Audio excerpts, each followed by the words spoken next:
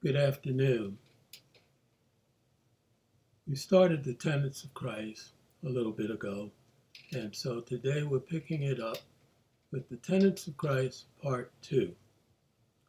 The Tenets of Christ were revealed centuries before the birth of Jesus. Why do I say that? Consider the Ten Commandments. Even before that, who was God talking to when he said, "Let us create man in our image"? We can tackle that in another segment.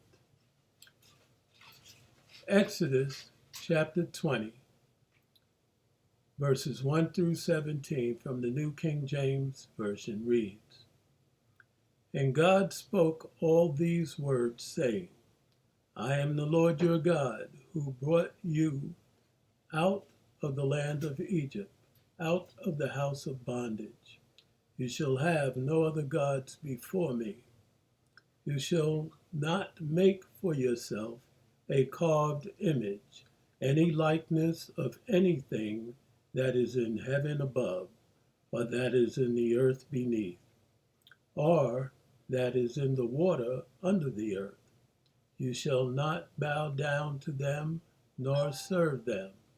For I, the Lord your God, am a jealous God, visiting the iniquity of the fathers upon the children to the third and fourth generations of those who hate me, but showing mercy to thousands, to those who love me and keep my commandments.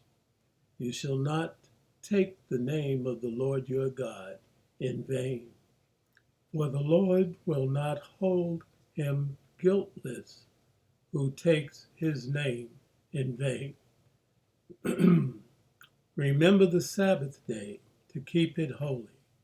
6 days you shall labor and do all your work. But the seventh day is the Sabbath of the Lord your God. In it you shall do no work, you, nor your son, nor your daughter, nor your male servant, nor your female servant, nor your cattle, nor your stranger who is within your gates. For in 6 days the Lord made the heavens and the earth, the sea, and all that is in them, and rested the seventh day. Therefore the Lord blessed the Sabbath day and hallowed it. Honor your father and your mother, that your days may be long upon the land which the Lord your God is giving you. You shall not murder. You shall not commit adultery. You shall not steal. You shall not bear false witness against your neighbor. You shall not covet your neighbor's house. You shall not covet your neighbor's wife, nor his male servant, nor his female servant, nor his ox, nor his donkey, nor anything that is your neighbor's. You know these verses as the Ten Commandments, but let's consider them as some of the tenets of Christ. In the book of Matthew, chapter 5, Jesus gets quite specific about the law laid down by the Father. Listen to this. This is Jesus speaking to the people in Matthew chapter 5, verses 17 through 20 from the New King James Version. Do not think that I came to destroy the law or the prophets. I did not come to destroy, but to fulfill. For assuredly I say to you, till heaven and earth pass away, one jot or one tittle will by no means pass from the law till all is fulfilled. Whoever therefore breaks one of the least of these commandments and teaches men so shall be called least in the kingdom of heaven. But whoever does and teaches them, he shall be called great in the kingdom of heaven. For I say to you that unless your righteousness exceeds the righteousness of the scribes and Pharisees, you will by no means enter the kingdom of heaven. That's some pretty powerful stuff.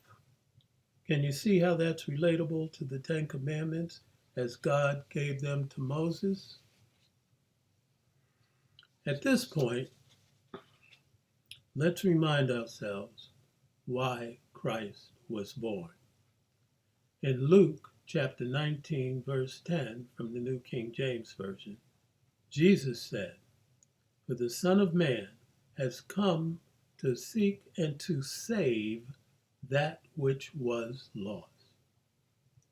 If you have chosen to follow a person who is not following Christ, but claims to be following God, then you may be on a path that will lead you to Hades instead of heaven.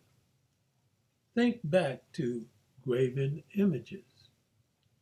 Jesus the Christ does not want us to be led astray. He wants us to follow the path to heaven, where we can sit with him at the feasting table and enjoy life everlasting. Think on this. In John chapter 13, verse 34, Jesus gave us a new commandment that we should love one another as he has loved us, that we should love one another. Isn't that a summary of what God expressed in the Ten Commandments? The world needed a reminder of how much the Father loved and loves his creation. God gave us a roadmap, and unfortunately, as we see the world today, many of us have strayed from that path. So what can we do about it? We can do exactly what Christ commands, that we love one another as he has and does love us.